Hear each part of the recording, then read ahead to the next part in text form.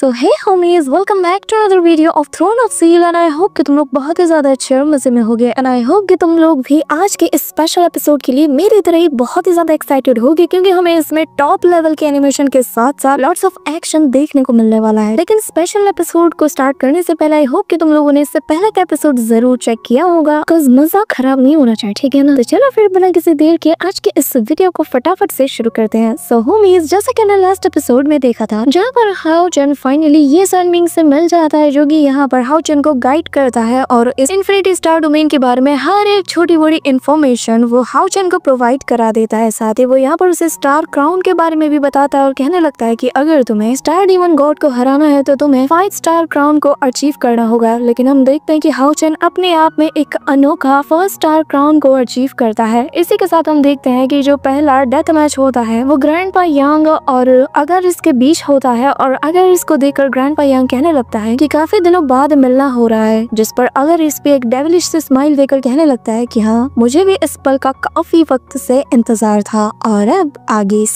हमारे एपिसोड के स्टार्टिंग में ही हम ग्रैंडपा यांग को देखते हैं, जहाँ पर वो अपने अब तक की जर्नी के बारे में मन में सोच रहा था कि तभी उसे हाओ चन की आवाज सुनाई देती है और वो ग्रैंडपा यांग से कहने लगता है कि क्या आप वाकई में जाना चाहते हैं। कि तभी जैसे ही ग्रैंडपा यांग अपनी आंखें खोलते हैं तो वो उस डेथ अरीना के अंदर मौजूद था, जहाँ पर हजारों की तादाद में जो डीमंस होते हैं वो उनके बैटल को देखने के लिए यहाँ पर जोश में आ रहे थे। साथ ही ये सभी लोग नारे भी लगा रहे थे। और तभी हम यहाँ पर अगर इसको देखते हैं, जो कि बहुत ही ज्यादा कूल लग रहा था। यार एक बात समझ नहीं आ रही, डीमंस की एंट्रीज इतने ज्यादा कूल वे में क्यों दिखाई जा रही है। मतलब जरा इसके पोज को देखो, इतना स्वैग है इसमें। इसी के साथ हम देखते हैं कि जैसे अगर इसको सभी लोग देखते हैं तो यहाँ पर हम सैर के ग्रैंडफादर को देखते हैं, जहाँ पर वो भी बहुत ही ज्यादा डर जाता है। कहने लगता है कि आखिर हम ऐसी सिचुएशन को कैसे हैंडल करेंगे। न सिर्फ हमें होली डीमन कॉन्टिनेंट के बाहर लोगों को बचाना है, बल्कि डीमन गॉड अगर इससे भी फाइट करना होगा और ये बैटल सच में बहुत ही ज्यादा मुश्किल होने वाली है। यहाँ पर हम देखते हैं कि जो ये सनबिंग है वो भी यही बात कह रहे थे, जिस पर हाओ चन कहने लगता है कि पर कैसे, क्योंकि जो eagle throne of protection and mercy है उसके लॉ के अकॉर्डिंग हमारे ग्रैंडपा यांग होली सिटी को नहीं छोड़ सकते। अगर वो यहाँ से छोड़ के इसे जाते हैं तो उन्हें इसके बहुत ही पावरफुल बैक स्लैशेस का भी सामना करना होगा। इवन की ये चीज इस वक्त इनके लिए बहुत ही ज्यादा खिलाफ है। ये तो सरासर नाइंसाफी है, क्योंकि ग्रैंडपा यांग अपने डिवाइन थ्रोन की पावर को यहाँ पे यूज नहीं कर सकते। लेकिन यहाँ पे हम देखते हैं कि अपनी इस चाल को चलने के बाद तो जो आबा होता है वो बहुत ही ज्यादा खुश होता है और वो वसामो से कहने लगता है कि बताओ मेरा आइडिया तुम्हें कैसा लग रहा। हूँ ना मैं बहुत ही ज्यादा स्मार्ट। अब देखना कि यहाँ पर मैं कैसे इसके जरिए से पूरे ह्यूमैनिटी का जो कॉन्फिडेंस है ना, इसे चकनाचूर कर देता हूँ। यहाँ पर हाओ चन कहने लगता है कि नहीं, मुझे इस मैच को रोकना ही होगा, मुझे इस गेम को हर हाल में एंड करना होगा, वरना ग्रैंडपा यांग की जान खतरे में आ जाएगी। जिसके बाद हाओ चन कहने लगता है कि मैंने ऑलरेडी यहाँ पे एक बार हानियो के थ्रोन और उसे दोनों को सेंस किया था, और अब बस मुझे जल्द से जल्द पावर ऑफ रूल्स को हासिल करना है, जिसके जरिए से मैं उस थ्रोन को एक्टिवेट करके उनकी हेल्प कर पाऊँ। और मुझे यहाँ मौजूद ज्यादा से ज्यादा फॉलन हाफ्स को मारकर उनसे वो कोर हासिल करना होगा। लेकिन ये जो फॉलन ऑफ हाफ्स है, यानी कि ये जो पावरफुल बीस्ट है, इन्हें मारना बहुत ही ज्यादा मुश्किल होता है और साथ ही ये बहुत ही ज्यादा खतरनाक है। लेकिन यहाँ पर हाओ चन अपने न्यू सूट में निकल चुका था और उसका सामना एक बहुत ही जायंट से फॉलन हाफ से हो जाता है। यहाँ पर उन्हें देखते साथ ही हाओ चन अपनी तलवार को थाम लेता है और कहने लगता है कि अगर आज मुझे अपनी जान देकर भी ग्रैंडपा यांग की जान बचानी पड़े तो भी मैं नहीं झिझकने वाला। इसी के साथ हम यहाँ पर अगर इसको देखते हैं, जो कि ग्रैंडपा यांग को देखकर कहने लगता है कि सही कहा, हम काफी वक्त बाद मिल रहे हैं, क्योंकि आखिरी बार जब मैं तुमसे मिला था तो तब तुम अपने टीनेज में थे और ये आज से ठीक 60 साल पहले की बात है। साथ ही हमें फ्लैशबैक का वो सीन दिखाया जाता है, जहाँ पे हम देखते हैं कि जो ग्रैंडपा यांग है ये बहुत ही ज्यादा यंग थे और ये अकेले अगर इसका सामना कर रहे थे। और अगर इस बताने लगता है कि तब मैं अपनी पूरी आर्मी के साथ होली सिटी पर चार्ज करने के लिए आया था, लेकिन तुमने मुझे हरा दिया। इसी के साथ हम प्रेजेंट टाइम में अगर इसको देखते हैं, जो कि ग्रैंडपा यांग से कहता है कि पर कितने अफसोस की बात है, ह्यूमंस लाइफ कितनी ज्यादा शॉर्ट होती है। आज वही अगर इस तुम्हारे सामने खड़ा है, लेकिन तुम इस वक्त बूढ़े हो चुके हो। जिस पर ग्रैंडपा यांग जमीन पे अपने हाथ को मारता और कहने लगता है कि पर तुम आज भी पहले जितने ही एरोगेंट हो। और फिर अपने स्वॉर्ड को निकालते हुए कहता है कि लगता है कि आखिरी बार जो सबक मैंने तुम्हें सिखाया था तुमने उससे कुछ खास सीखा नहीं, पर चिंता मत करो, इस बार मैं तुम्हें बहुत ही अच्छे से सबक सिखाऊंगा। जिसके बाद वो अपनी स्वॉर्ड ऑरा को भी रिलीज करता है, जो देखकर अगर इस भी अपनी पावर को रिलीज करते हुए कहता है कि अच्छा तुम्हें क्या लगता है कि इस बार तुम मुझे हरा सकते हो। हाँ, पर तभी हम देखते हैं कि ग्रैंडपा यांग तेजी से उसकी तरफ मरकर उस पर अपने स्वॉर्ड से अटैक करता है, लेकिन अगर इस उसके स्वॉर्ड अटैक से डॉज कर जाता है और कहने लगता है कि जरा खुद को देखो, मुझे तो बहुत ही ज्यादा एम्बेरसमेंट फील हो रहा है कि ये वही यांग है जिसे कि मैं 60 साल पहले हार चुका था। लगता है कि तुम्हारी बूढ़ी हड्डियों में बिल्कुल भी दम नहीं बचा है। जिसके साथ ही दोनों के बीच क्लोज कॉम्बैट स्टार्ट हो जाता है, लेकिन दोनों ही एक दूसरे को बराबर की टक्कर दे रहे थे। और अगर इस यहाँ पे से कहने लगता है कि पर जो भी हो, तुम्हारी ये जो स्प्रिट है ना, ये बिल्कुल पहले जैसी ही है। हड्डियों में दम ना हो लेकिन जोश तुम्हारा पहले जैसा ही है। अब यहाँ पे हम देखते हैं कि जो ग्रैंडपा यांग होते हैं वो जमीन से अपने एक प्रीचर स्वॉर्ड का अटैक उसकी तरफ थ्रो करते हैं, जो देखकर अगर इस कहता है कि बस इतना ही, और फिर वो अपने पीछे स्पेस को क्रैक करते हुए मूनलाइट डाउन नाम का अटैक करता है। और हम देखते हैं कि उसकी जाइंसिस जो मूनलाइट ब्लेड होती है वो बाहर आती है और वो सीधा ग्रैंडपा यांग के उस डिवाइन स्वॉर्ड से जा टकराती है। लेकिन यहाँ पर अगर इस जो है वो डोमिनेट करने लगता है और ग्रैंडपा यांग के स्वॉर्ड को वो तोड़ देता है। जैसे देखते साथ ही ग्रैंडपा यांग अपनी 5 ब्लेड शील्ड को भी एक्टिवेट कर देते हैं, लेकिन अगर इस वक्त फुल मूड में था और वो अपने हाथ को आगे बढ़ाता है, जिस वजह से ग्रैंडपा यांग की ये जो शील्ड्स थी ना, इनको उसका ब्लेड तोड़ते हुए सीधा उनसे जा टकराता है, जो देखकर सभी लोग दंग रह जाते हैं। और सेकंड्स में ग्रैंडपा यांग जमीन पे जा गिरते हैं और यहाँ पर एक पावरफुल शॉक वेव भी रिलीज होता है। और तभी अगले ही पल हम देखते हैं कि वो यहाँ पर अपने घुटनों के बल थे, फिर अगले ही पल वो यहाँ पर अपनी पावर्स का यूज करता है, जिस वजह से यहाँ पर जो ह्यूमन वर्ल्ड में लोग थे जिनके आसपास जो प्रोटेक्टिंग बैरियर ग्रैंडपा यांग ने लगाया था वो सडनली बर्न होना शुरू कर देता है। और यहाँ पे ग्रैंडपा यांग तेजी से जाकर एक पावरफुल स्लैश अटैक अदर इसकी डायरेक्शन में कर देते हैं, जिससे आसपास की चट्टान वहीं पे टूट के बिखर जाती है। क्या एनिमेशन है। इसी के साथ हम देखते हैं कि यहाँ पर जो असैसिन हॉल का मास्टर यानी कि सैर का ग्रैंडफादर है, वो कहने लगता है कि इस वक्त हमें अचानक से गर्मी इसीलिए फील हो रही है क्योंकि हमारे पास जो प्रोटेक्टिंग बैरियर सीनियर यांग ने लगाया था अभी अभी उसने उस पावर का यूज किया है। और फिर वो आगे बताने लगते हैं कि जब तक उसका हमारे इस वर्ल्ड के साथ कनेक्शन है तो वो इस पावर का यूज अपने डिफेंस के लिए कर सकता है। इसी के साथ हम ग्रैंडपा यांग को देखते हैं जहाँ पर वो अपनी डिवाइन टाइगर की पावर को अपनी स्वॉर्ड में यूज करता है, जिस वजह से उनकी स्पीड भी इंक्रीज हो जाती है और ये क्रिटिकल अटैक करने में बहुत ही ज्यादा काम आता है। और हम देखते हैं कि पलक झपकते ही वो अगर इसके पास एक पावरफुल स्लैश अटैक कर देते हैं, जिस वजह से अगर इस भी शॉक्ड हो जाता है। और यहाँ पे असैसिन हॉल के जो फॉर्मर मास्टर यानी कि अपने सैर के जो ग्रैंडफादर है वो बताने लगते हैं कि इस ब्लेड की पावर का अंदाजा इसी से लगाया जा सकता है कि इसका सिंगल स्ट्राइक किसी छोटे स्टार के एक्सप्लोजन जितना खतरनाक है। यहाँ पे ग्रैंडपा यांग आग लगा के रख देते हैं, इवन कि अगर इस तक शॉक्ड हो जाता है। कहता है कि भले ही स्पीड स्लो हो लेकिन फोर्स वो बहुत ही कमाल का है। पर तभी उसका माथा सिकुड़ता है और ग्रैंडपा यांग उसकी तरफ बढ़ते हुए कहने लगते हैं कि तुमने 60 साल पहले मेरे इस अटैक को टेस्ट किया था और आज दोबारा तुम इसे टेस्ट करने वाले हो। इसी के साथ हमें बताया जाता है कि ग्रैंडपा यांग के इस कमाल के अटैक को ब्लेजिंग सोलर फ्लेम कहा जाता है। इसी के साथ ग्रैंडपा यांग उस स्लैश अटैक को उसकी तरफ चल देता है, जिसे देखते साथ ही अगर इस अपने पावर का यूज करके एक जायंट सा पाँव उसकी डायरेक्शन में बढ़ा देता है। लेकिन ग्रैंडपा यांग का ये जो ब्लेजिंग अटैक है ये इतना ज्यादा फास्ट होता है कि सीधा वो पलक झपकते ही अगर इसके हाथ पे अटैक कर देता है और उस डायरेक्ट हिट से उसका हाथ कट जाता है, जो देखकर यहाँ पे सैर का ग्रैंडफादर कहता है कि क्या कमाल की डायरेक्ट हिट है, जो देखकर इवन कि अगर इस शॉक्ड हो जाता है। पर वो अगले ही पल अपने हाफ मून ब्लेड से उस पर अटैक करते हुए कहता है कि ये मत कहना कि तुम यहाँ पर मेरे कॉम्प्लीमेंट का वेट कर रहे हो। इसी के साथ वो ग्रैंडपा यांग की डायरेक्शन में उस ब्लेड को चला तो देता है, लेकिन ग्रैंडपा यांग इजीली उसके अटैक से डॉज कर जाता है। और फिर वो अपने वेपन को पकड़ते हुए कहता है कि लोगों को ना अपनी उम्र को एक्सेप्ट कर लेना चाहिए। और वो अगले ही पल उन पे अटैक करते हुए कहता है कि अब तुम पहले जैसे यांग हाओ हान नहीं रहे जिसने की सिंगल हैंडेडली होली सिटी को डिफीट कर दिया था। जिसके बाद ये दोनों वापस से आपस में फाइट करने लगते हैं और इसी दौरान अगर इस बताने लगता है कि 60 साल ने सच में तुम्हें बहुत ज्यादा बूढ़ा कर दिया है। और फिर वो अपने हाथ में डिमोनिक एनर्जीज को गैदर करते हुए जैसे उन्हें क्रश करता है तो वो अपना इल्यूशनरी मून फॉर्मलेस अटैक को चल देता है, जो कि दिखने में बहुत ही ज्यादा अट्रैक्टिंग लगता है। और अगले ही पल इस अटैक के बाद वो बहुत से जायंट्स मून को यहाँ ग्रैंडपा यांग की तरफ थ्रो कर देता है और कहने लगता है कि इस वक्त तुम्हारे और मेरे बीच में 5 लाख स्पिरिचुअल पावर का गैप है। लेकिन हम भी देखते हैं कि ग्रैंडपा यांग किसी से कम थोड़ी है, वो यहाँ पर उन मून्स को डिस्ट्रॉय कर देता है और फिर अपनी पावर को अनलीश करते हुए कहता है कि लगता है तुम भूल गए कि 60 साल पहले जिस ताकत के आगे तुम्हें अपने घुटने टेकने पड़े तो उस ताकत को भूल चुके हो। वो ताकत जो कि ह्यूमैनिटी को प्रोटेक्ट करता आया है। और फिर ये कहते साथ ही वो हैंड साइंस को बनाने लगते हैं और अपने throne of seal god of protection and mercy को एक्टिवेट कर देता है, जिसकी पावर को फील करते साथ ही यहाँ के डीमंस भी थर थर कांपने लगते हैं और कहने लगते हैं कि ये तो डिवाइन सील की पावर है। ये देखकर सैर के ग्रैंडफादर भी शॉक्ड हो जाते हैं और कहने लगते हैं कि लगा नहीं था कि वो यहाँ पर भी अपने डिवाइन थ्रोन की पावर को यूज कर पाएंगे, क्योंकि होली सिटी के बाहर divine throne of protection and mercy को कोई भी समन नहीं कर पाया। लेकिन यांग हाओ हान, क्या तुमने ये सब कुछ पहले ही डिसाइड कर लिया था? क्या तुम इन सब की तैयारी करके आए थे? जिसके बाद ग्रैंडपा यांग बहुत ही कूल वे में अपनी आंखें खोलते हैं और फिर यहाँ पे अपनी थ्रोन की पावर्स को गैदर करके जैसे ही उसे अनलीश करते हैं ना, उसकी पावर की ऑरा को फील करते साथ यहाँ पर अगर इस भी शॉक्ड हो जाता है और वो कहने लगता है कि क्या इसने तो 9th रैंक के 9 लेवल को अचीव कर लिया है। लेकिन अगले पल जो चीज वो फील करता है उससे उसकी आंखें फटी की फटी रह जाती है और वो कहता है कि नहीं, ये नामुमकिन है। एक ही पल में 9 लाख स्पिरिचुअल पावर जी कैसे सर्ज हो सकती है। और तभी यहाँ पर हमें ग्रैंडपा यांग का वो कमाल का ट्रांसफॉर्मेशन देखने को मिलता है जहाँ पर उनकी बॉडी पूरी तरीके से ऐसा लग रहा था जैसे स्टोन की बन चुकी हो और उनके आसपास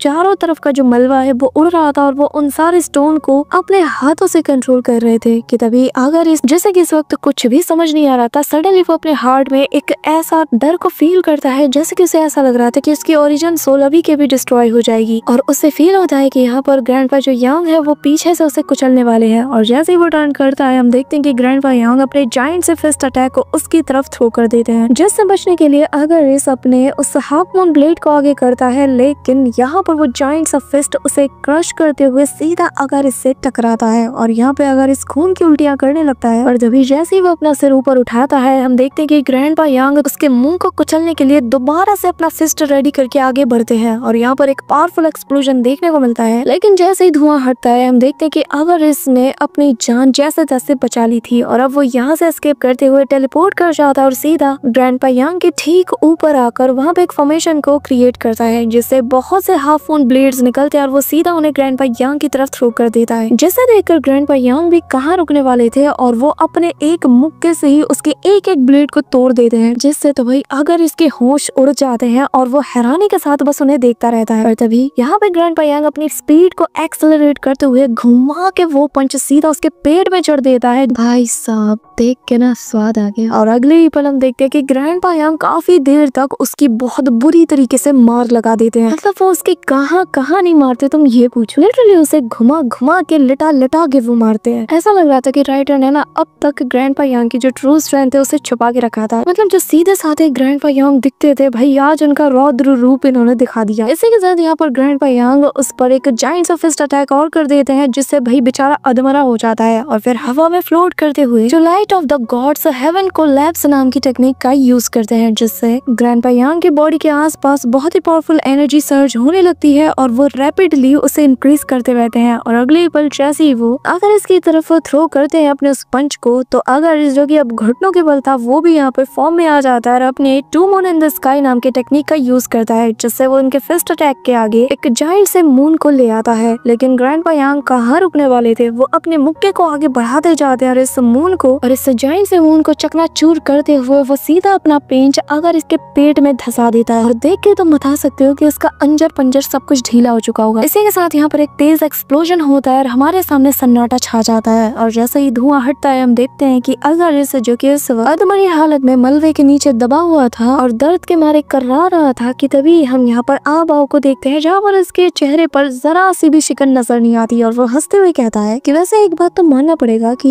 यांग हाओ हान बिल्कुल भी बुरा नहीं, लेकिन असली खेल तो अब शुरू होगा, है ना। इसी के साथ हम देखते हैं कि जो ग्रैंडपा यांग है उनका जो राइट आर्म है ये पूरी तरीके से डिस्ट्रॉय हो चुका है, जिसके बाद ये लोग समझ जाते हैं कि उस डिवाइन थ्रोन के जो बैक स्लैश है जिसे कि होली सिटी के बाहर यूज करने पर मिलता है वो आखिरकार शुरू हो चुका है। और अपने एक आर्म को लूज करना ये सच में बहुत बड़ी सैक्रिफाइस होती है। और जैसा कि तुम सबको पता है कि जब विलन पिट रहा होता है तो इसका मतलब ये है कि तब कुछ बहुत बड़ा कांड होने वाला है। और हम देखते हैं कि अगर इसकी यहाँ पर वो डेविलिश से स्माइल हमें सुनाई जाती है और वो इतनी बुरी तरीके से हंसता है ना कि उसकी हंसी सुन के तुम बता सकते हो कि यहाँ पर ग्रैंडपा यांग ने जो कुछ भी किया है वो इस आने वाले खतरे के आगे कुछ भी नहीं है। एंड देन लिटरली हम देखते हैं कि अगर इसका वो जो हाथ है जिससे उसका खून टपक रहा था अचानक से वो रिवर्स में फ्लो करता है और फिर अगर इसकी एक लाउड वॉइस यहाँ पर सुनाई देती है जो कि ग्रैंडपा यांग से कहता है कि वाकई में यांग हाओ हान तुम ह्यूमैनिटी के सबसे स्ट्रॉन्गेस्ट पर्सन कहलाने के लायक हो और इसी वजह से मैंने तुम्हें चुना ताकि मैं अपने हाथों से तुम्हारी जान लूं। इसके बाद मलबे के बीच से अगर इस बाहर आता है और उसे देखकर आबाओ के चेहरे पर भी एक डेविलिश सी स्माइल होती है और अगर इसे बताने लगता है कि मेरा ये जो डोमेन है ना इसके अंदर मैं जितनी मर्जी चाहूँ उतनी बार खुद को रिवाइव कर सकता हूँ और तुम्हारे और मेरे बीच में यही सबसे बड़ा अंतर है। इसी के साथ यहाँ पर अगर इस अपने डोमेन को एक्टिवेट कर देता है जिसका नाम मूनलाइट डोमेन है और हम देखते हैं कि यहाँ पर उसका डोमेन जैसे ही एक्टिवेट होता है तो इसे देखकर मास्टर बालादीन कहने लगता है कि इस के डोमेन के अंदर इसकी स्पिरिचुअल पावर, इसकी जो स्पिरिचुअल एनर्जी है वो 10 लाख के ऊपर जा चुकी है। और जिसका मतलब ये कि अगर इस वक्त डेमीगॉड लेवल पे पहुंच चुका है। इसी के साथ हम अगर इसको देखते हैं जहाँ पर वो बहुत ही स्वैग के साथ अपने हाथ को उठाता है और अपने अब तक के सबसे पावरफुल अटैक जिसका नाम मून अबिस है उसे ग्रैंडपा यांग के ऊपर कर देता है। एंड गाइस सच में ये अटैक देखने में ना बहुत कमाल का है। लेकिन तभी यहाँ पर हम यहाँ मास्टर यांग को देखते हैं जो कि फॉरबिडन सी नाम के अपने अटैक का यूज करते हैं, जिससे यहाँ पर बहुत सी स्पिरिचुअल चेन्स बाहर आती हैं और ये सारी चेन्स हवा में स्पिन करते हुए तेजी से उस मून की तरफ जाकर एक दूसरे के साथ कंबाइन करते हुए एक शार्प अटैक को क्रिएट कर दिया, जो कि देखने में किसी ड्रिल की तरह लग रहा था। और हम देखते हैं कि ग्रैंडपा यांग का ये अटैक उस मून के आगे बिल्कुल भी टिक नहीं पाता, जो देखकर हाओ चेन का ग्रैंडफादर कहता है कि यांग हाओ हन, क्या तुम इसे कंटिन्यू करना चाहोगे? तुम जानते हो कि इसका खतरा कितना बड़ा है। लेकिन हम देखते हैं कि ग्रैंडपा यांग बिना किसी चीज की परवाह किए अब तेजी से अपना फिस्ट बनाकर अपने लेफ्ट आर्म के साथ उस मून को डिस्ट्रॉय करने आगे बढ़ जाते हैं और घुमा के एक जोरदार पंच उस मून पे दे मारते हैं, जिस वजह से इनका हाथ भी अब क्रैक करना शुरू कर देता है। जो देखकर यहाँ पे अगर इस भी हैरान था कि ये बंदा इस हद तक जा रहा है। लेकिन अगले ही पल ग्रैंडपा यांग अपने पावर को बढ़ाते हैं और अपने फुल पावर का यूज करके ग्रैंडपा यांग फाइनली इस जायंट से मून को डिस्ट्रॉय करके रख देते हैं। एंड गाइस इसका शेप देखो कि कितना ज्यादा बड़ा है। लेकिन अगले ही पल हम देखते हैं कि चारों तरफ आग की लपटें छा जाती है और इन्हीं सब के बीच हम सामने ग्रैंडपा यांग को देखते हैं जो कि अपने दोनों हाथ गवा चुके थे। और इसे देखकर अगर इस कहता है कि पहले तुमने अपना राइट आर्म गवाया और अब लेफ्ट आर्म भी, और अभी तो डिवाइन थ्रोन के जो बैकलैशेस हैं वो भी तुम्हें झेलने हैं, जिसके बाद बताओ तुम्हारे पास बचा गया। यहाँ पर हम यांग वेनजाओ को देखते हैं जहाँ पर वो दर्द के मारे छटपटा रहा था और अपने ग्रैंडपा के पास जाने के लिए तड़प रहा था, पर सभी लोग उसे थाम के रखते हैं। साथ ही हम चेरी को देखते हैं और वो भी यहाँ पे इमोशनल हो जाती है। और फिर अगर इसे हम उसका मजाक उड़ाते हुए कहता है कि अफसोस की बात है कि तुम्हारे पास बस कुछ ही लम्हों की जिंदगी बची है। जिसके बाद हम देखते हैं कि मास्टर यांग के बॉडी से खून भी निकल रहा था और उनकी हालत सच में बहुत ही ज्यादा मिजरेबल हो चुकी थी। यहाँ पे अगर इस सभी लोगों को बताने लगता है कि जब से इसे यहाँ पे चुना गया था तब से ही इसकी किस्मत डिसाइड हो चुकी थी और ये आज यहाँ पर हम सभी के नजरों के सामने मारा जाएगा। और ये खबर सुनकर अलायंस के जितने भी ग्रुप थे सभी लोग पैनिक करने लगते हैं। लेकिन जो डीमंस थे यहाँ पे वो बहुत ही ज्यादा खुश हो जाते हैं और जोश मारना शुरू कर देते हैं। यहाँ पे हम आवाओ को भी देखते हैं जहाँ पर वो भी हंस रहा था क्योंकि उसे पता था कि एट द एंड क्या होगा। लेकिन तभी हम हाओ चेन को देखते हैं जहाँ पर उसे भी इस बात का पता चल जाता है और वो अपनी तलवार को उठाते हुए चिल्लाता है और कहता है कि नहीं, मैं ऐसा होने नहीं दे सकता। और फिर वो अपने क्रिम्सन डिवाइन फ्लेम का यूज करता है, जिससे यहाँ पर हाओ चेन की जो डिवाइन सोल है वो बर्न होने लगती है और उसकी पावर की ऑरा चारों तरफ रिलीज होती है। ये देखकर ये हानमिंग उससे कहने लगता है कि हाओ चेन ऐसा मत करो, अपनी डिवाइन सोल को अब और ज्यादा बर्न मत करो, वरना तुम्हारी ये जो बॉडी है ये यहाँ पे कोलैप्स कर जाएगी और ये इन्फिनिटी स्टार डोमेन है, तुम्हारी बॉडी यहाँ के प्रेशर को बिल्कुल भी झेल नहीं पाएगी, तो प्लीज ऐसा मत करो। हम देखते हैं कि हाओ चेन की बॉडी में भी क्रैक्स बनने लगते हैं, पर हाओ चेन यहाँ पे ठान लेता है कि जो हानियों के साथ हुआ वो कभी भी यहाँ पे मास्टर ग्रैंडपा यांग के साथ होने नहीं देगा। इसी वजह से हम देखते हैं कि हाओ चेन अपनी डिवाइन सोल को बर्न करते हुए उसकी पावर से इतना पावरफुल अटैक उन तीनों बीस्ट की तरफ कर देता है कि सेकंड्स में ही उनकी बॉडी डिस्ट्रॉय हो जाती है और उनसे हाओ चेन को 3 पावर ऑफ रूल्स के क्रिस्टल्स मिल जाते हैं और जिन्हें लेते साथ ही वो अपने डिवाइन थ्रोन की पावर को एक्टिवेट करते हुए सीधा उस डेथ अरेना का जो स्पेस होता है उसमें क्रैक करते हुए वहां पर एंटर कर जाता है। लेकिन यहाँ पे हम देखते हैं कि यहाँ के स्पेस को कोलैप्स होता हुआ देखकर अगर इस आवाज सभी लोग हैरान थे और अगले ही पल यहाँ पर एक डिवाइन ऑरा सभी के ऊपर छा जाती है और सभी लोग अपनी आंखें बंद कर लेते हैं और तभी सबके नजरों के सामने लॉन्ग हाओ चेन खड़ा था, जिसे देखते साथ ही अगर इसके भी होश उड़ जाते हैं और वो कहने लगता है कि हाओ चेन तुम यहाँ,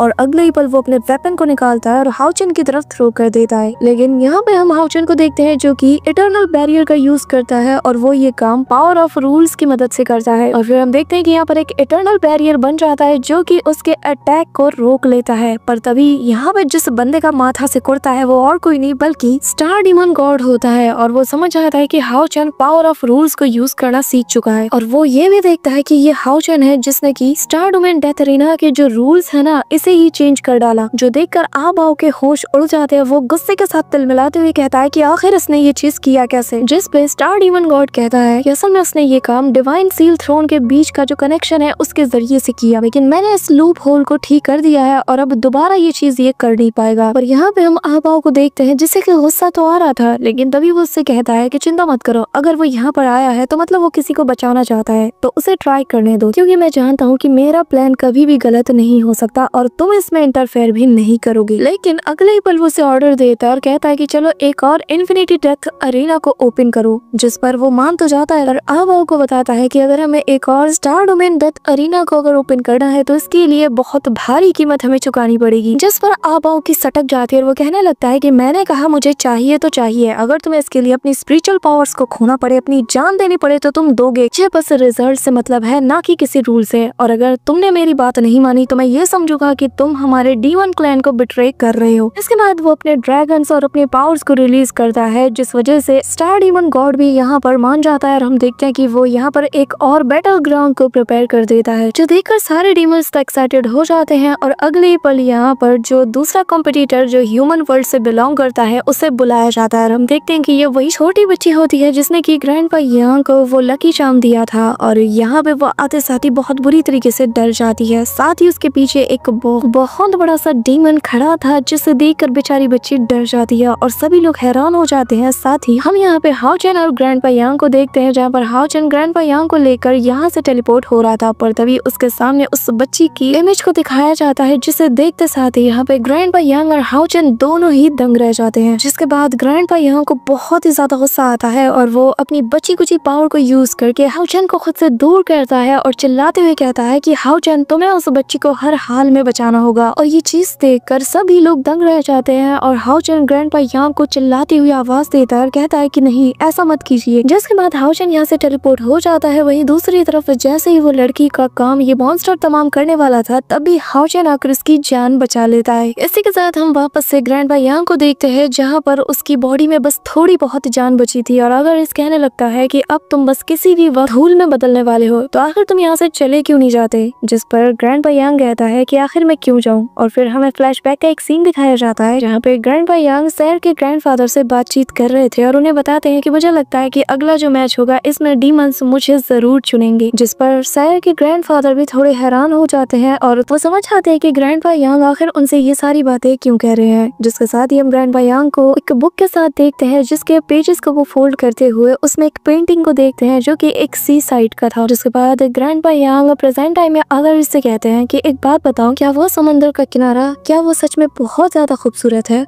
जिस पर अगर इस कंफ्यूजन के साथ बस ग्रैंडपा यांग को देखे जा रहा था। ग्रैंडपा यांग अपनी आंखें बंद करते हुए कहने लगता है कि मैं जब 7 साल का था तब मैंने उस समुद्र के बारे में सुना था, जिसके किनारे की खूबसूरती के बारे में मैंने लेजेंड से बहुत कुछ सुना, लेकिन कभी भी मैं उसे देख नहीं पाया और तभी से वो मेरा ऑब्सेशन बन चुका था। पर अफसोस की बात है कि मैं आज तक उसे सिर्फ इस वजह से नहीं देख पाया क्योंकि समुद्र के उस हिस्से में तुम डीमंस का कब्जा है। लेकिन जब मुझे पहली बार इसे देखने का मौका मिला तो मैं दोबारा से इस थ्रोन का ओनर बन गया। तो मैं इस होली सिटी को अगले 60 साल के लिए छोड़ नहीं पाया, लेकिन मैं हमेशा उस समुद्र के किनारे को याद किया करता था और इसे देखने की ख्वाहिश दिल में रखता था। लेकिन जब भी मैं अपने खाली वक्त में होता तो तब मैं अपनी इमेजिनेशन का यूज करके इमेजिन करता कि शायद वहाँ पर उड़ती हुई वेल्स होंगी और मैं अपने इमेजिनेशन में इस हद तक खो जाता कि मुझे उस जगह को देखने की इच्छा और ज्यादा होने लगती। तो बताओ अगर क्या ये सच में ऐसा ही दिखता है जैसा कि मैं इमेजिन किया करता था। यहाँ पे अगर भले ही एक डीमन हो लेकिन उसकी ये काम मुझे बड़ा पसंद आया। और यहाँ पे अगर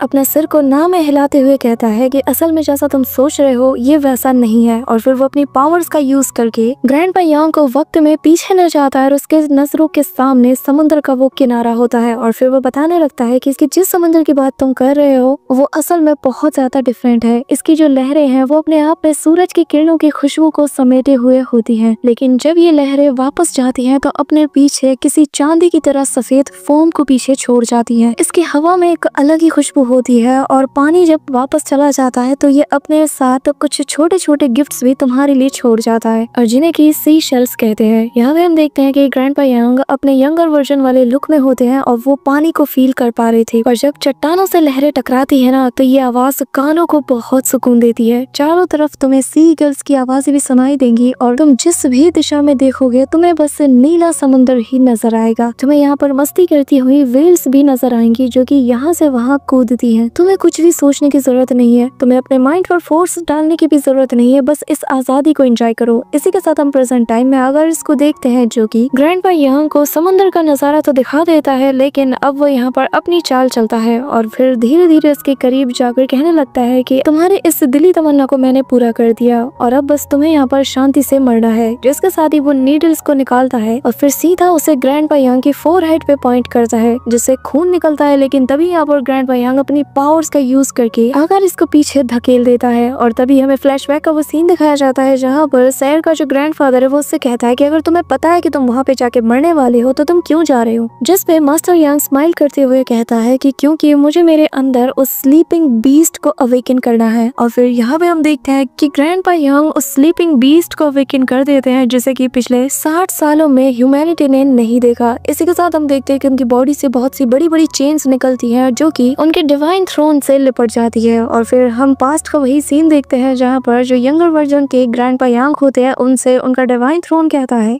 कि यांग हाओहान, तुम इस थ्रोन के ओनर बनने के लिए अपनी इस फ्रीडम को गिव अप करते हो? क्या तुम हमेशा के लिए अपनी आजादी को छोड़ सकते हो? क्या तुम ये वादा करते हो कि तुम अपनी पूरी जिंदगी लगा दोगे इस होली सिटी को गार्ड करने में? यहाँ पे हम देखते हैं कि उनके सामने तभी उनका ओल्डर वर्जन भी आ जाता है, जिसे देखते साथ ही यहाँ पर जो ग्रैंडपा यांग का यंगर वर्जन होता है वो थोड़ा झिझकने लगता है। पर तभी उनका जो ओल्डर वर्जन है वो उनकी तरफ अपना हाथ बढ़ाता है, साथ ही उनके दोनों तरफ उन्हें अपने न्यू जनरेशन के जो नाइट्स है वो नजर आते हैं, साथ ही दूसरी तरफ उन्हें अपने दोस्त भी नजर आते हैं। इन सभी को देखकर जो ग्रैंडपा यांग का यंगर वर्जन होता है वो अपने हाथ उसकी तरफ बढ़ा देता है। और फिर प्रेजेंट टाइम में हम देखते हैं कि जो ग्रैंडपा यांग होता है वो अपनी फुल पावर के साथ उन चेन से खुद को आजाद करने में लग जाता है। वहीं दूसरी तरफ ग्रैंडपा यांग का यंगर वर्जन उस थ्रोन के स्टेयर्स पर चढ़ने लगता है और यहाँ पर वो वॉइस बताने लगती है कि अगर तुमने फ्यूचर में कभी भी इस ओथ को यानी कि इस कसम को तोड़ा तो तुम्हें इस थ्रोन के 100 गुना ज्यादा वजन को ढोना होगा जब तक कि तुम मारे नहीं जाते।